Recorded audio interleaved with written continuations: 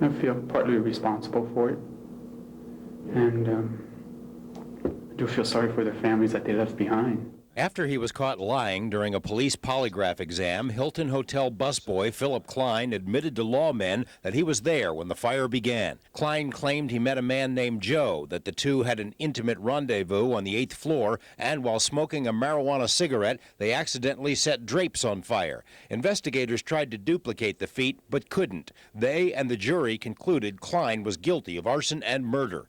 In an exclusive interview with then Channel 8 reporter Mark Fierro, Klein stuck to his story.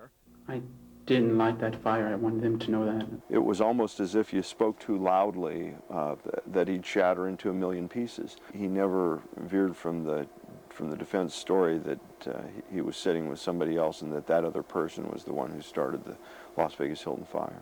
Fierro tried to learn the identity of the mysterious Joe, but Klein wouldn't say much. Klein's attorney, Kevin Kelly, made his own forays into local gay bars looking for Joe, to no avail. Investigators believe Joe didn't exist, that Klein made him up. Lawyer Kelly, who at the time had never tried a case, still thinks about Klein's innocence or guilt. Was there a point that you believe your client was innocent?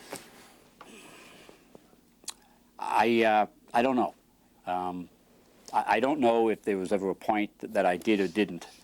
I think part of the reasons I took it and part of my representation just dealt with the fact that I was relatively new.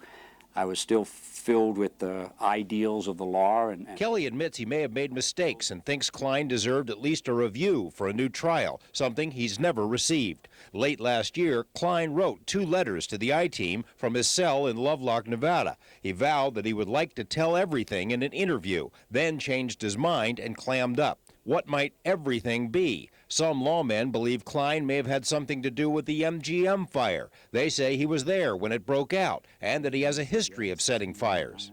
There was a roadway inn in Oakland, California. There was a restaurant in Barstow, California. And there was also an indication he'd set fires at the El Cortez Hotel after being terminated there.